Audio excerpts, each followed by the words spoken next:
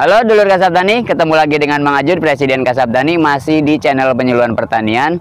Kali ini saya ada di desa naon teh? Desa Rengas Dengklok ya, Kecamatan Rengas Dengklok, tepatnya di salah satu hamparan padi sawah varietas BB Biogen non Kopik? Hah? BB Biogen ya, tanaman padi galur yang berada ataupun dibimbing dalam teknik budidayanya oleh sebuah komunitas Ganteng Gabungan Petani Rengas Dengklok.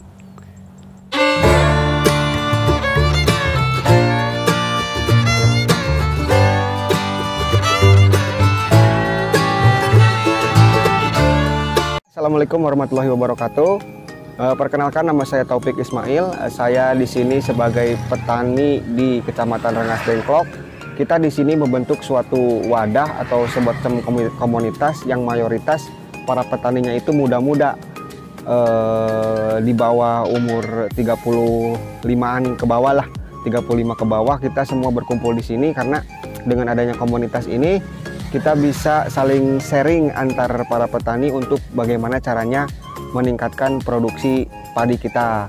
Komunitas yang kami sekarang bentuk adalah bergelut di bidang pertanian, khususnya padi. Komunitas ini diberi nama dengan komunitas petani ganteng karena memang kebanyakan laki-laki, kalau perempuannya komunitas petani cantik kayak gitu kan. Kesekretariatan kita berada di Desa Duku Karya, Kecamatan Rengas Dengklok, tapi tidak selalu petani khusus Rengas Dengklok. Jadi semua petani yang mau tergabung dalam komunitas petani muda ini dipersilahkan untuk datang, dan kita selalu membuka open house di rumahnya Bapak Faisal sini. Ini ketuanya ini. Ketua di rumah Bapak Faisal. Kita bisa saling sharing di situ.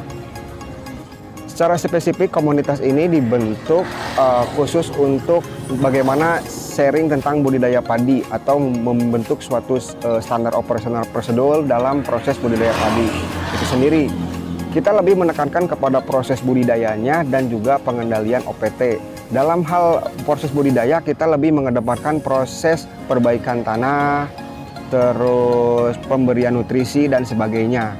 Dan untuk pengendalian hama kita lebih cenderung ke bentuk pengamatan. Jadi tidak mayoritas umumnya petani ada hama, nggak ada hama mereka semprot, tapi kita nggak. Di sini kita lebih cenderung kepada pengamatan dan menilai ambang batas ekonomi. Jadi ketika di hamparan itu hamanya itu tidak melebihi ambang ekonomi, ya lebih baik tidak untuk dikendalikan karena ada kaitannya dengan faktor input produksi atau permodalan.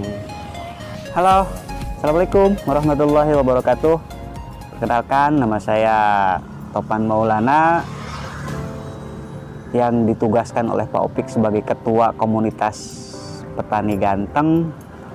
Menyambung dari pembicaraan tadi, masalah komunitas ini dalam masalah hasil itu belum terkoordinir, dalam artian ketika pasca panen itu masih sendiri-sendiri untuk penjualannya. Dan mungkin untuk ke depan kami dan teman-teman rencananya ingin mengkoordinir dalam masalah hasil pasca panen tersebut. Dan untuk sementara ini kami masih dalam istilahnya pembudidayaan, penanganan, dan juga pemberian nutrisi serta varietas padi tersebut. Ya, yang saya rasakan dengan terbentuknya komunitas ini mungkin sedikit banyaknya kita selalu sharing dalam masalah penanganan ya. Penanganan, pengamatan, dan juga untuk pemberian pupuk juga kita selalu di-sharingkan bersama teman-teman dalam komunitas ini. Halo, nama saya Ahmad Faisal di komunitas petani Ganteng, ditunjuk sebagai sekjen kata aja mah. Dalam bergabung di komunitas ini, manfaat yang bisa saya ambil ada peningkatan hasil khususnya dari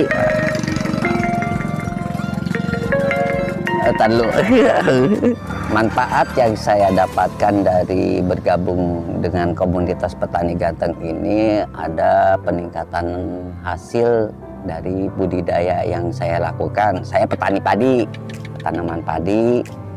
Jadi setelah bergabung lumayan lah, ada banyak pengetahuan dan peningkatan hasil khususnya. Setelah tergabung dengan komunitas ini di satu lokasi yang ada di Dukuh Karya, biasanya hasil yang saya dapatkan itu 5-6 ton per hektar. Setelah bergabung, pemberian nutrisi yang cukup, ada peningkatan hasil sampai mencapai 8-9 ton per hektar. Dengan penambahan pemberian nutrisi, otomatis kita menambah biaya untuk permodalan di sawah. Tapi ada peningkatan hasil setelah menggunakan nutrisi, dan itu jauh lebih baik, lebih banyak hasilnya dibanding modal yang kita keluarkan.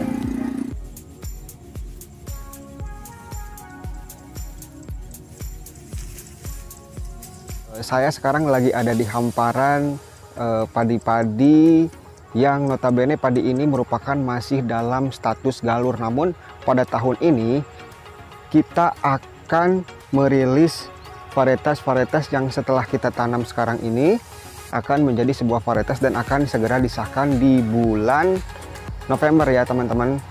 Varietas ini memiliki potensi yang cukup besar, yakni sampai dengan 12 ton per hektar. GKP ya, GKG 12 ton per hektar, itu artinya potensi tertinggi. Kita juga pernah mengalami uji coba pada galur ini di daerah Rengas Dengklok juga, dan memiliki hasil yang cukup signifikan, yakni dalam luasan 200 are atau sekitar 2000 meter kubik kita mendapatkan 2 ton 239 kg untuk jenis pada galur ini. Varietas ini akan segera diliris dan akan diberi nama Bioriza 1 dan Bioriza 2. Dalam setiap kotakan ini kita mempunyai berbeda-beda jenis galur yang memiliki tingkat adaptif yang berbeda-beda, namun memiliki potensi yang sama besarnya. Satu hal yang kita miliki pada galur ini adalah memiliki ketahanan terhadap orang batang coklat dan juga memiliki ketahanan terhadap jamur, juga tahan terhadap hawar daun bakteri.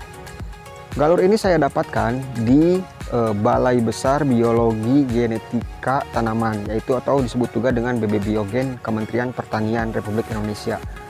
Galur ini memang diperuntukkan untuk masa depan petani untuk mendapatkan hasil potensi yang sangat bagus dan juga memiliki adaptif yang berbeda-beda. Teknik budidaya sendiri memiliki secara spesifik lokasi, yakni pemupukan berdasarkan dengan bagan warna daun, pemupukan secara berimbang, makro dan mikronya kita terus lengkapi bersama di sini. Terus apalagi penggunaan zat pengatur tumbuh juga kita pakai.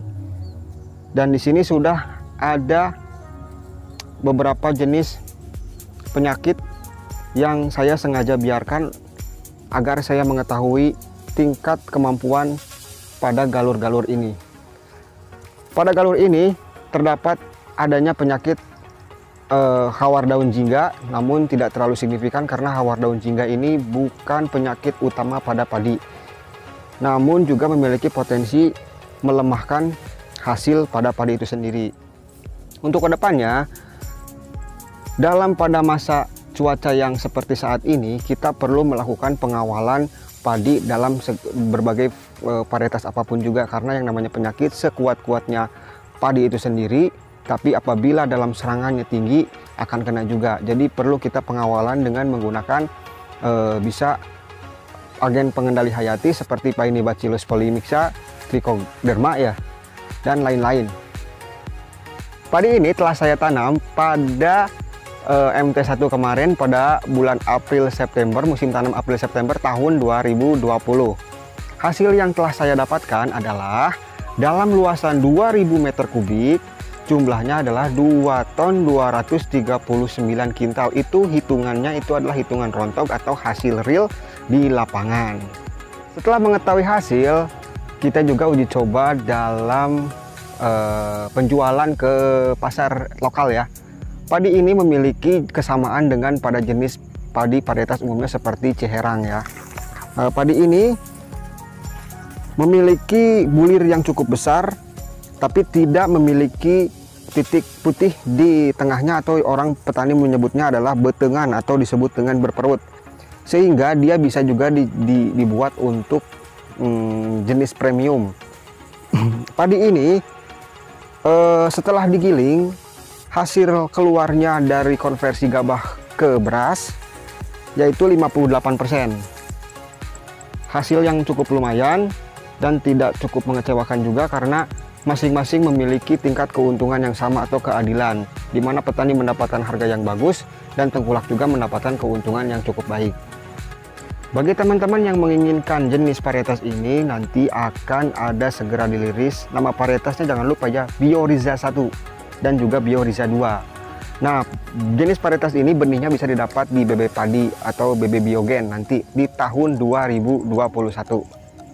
Oke, terima kasih buat teman-teman petani semua. Bagi yang ingin bergabung dalam suatu komunitas petani ganteng, petani ganteng itu sendiri sebetulnya singkatan ya teman-teman, yaitu Gabungan Petani Rengas Dengklok ya teman-teman. Nyambung nggak nyambung, yang penting nyambung pokoknya. Gabungan Petani Rengas Dengklok. Bisa juga untuk wilayah lain, daerah Rawamerta, daerah Tegasari dan segala macamnya pun bisa ikut gabung bersama kami untuk sama-sama kita sharing dalam proses budidaya padi. Ya, tujuannya adalah untuk mendapatkan profit sebanyak-banyaknya dan input produksi yang serendah-rendahnya.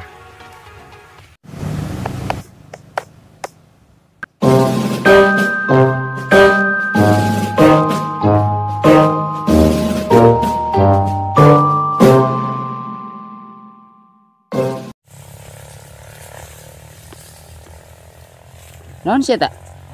Hah? Emang pakai topi kene? Coba topi non sih tak? Nempo ah. Oh, pembalapnya? Iya, Pak. Oh, nomor punggung berapa? 73. Motor non ya? Oh, skuter. Keong tenggek teh meureun. Tapi gak rancang keong tenggek awal mau di jalan aspal mah teh. Oh iya dong.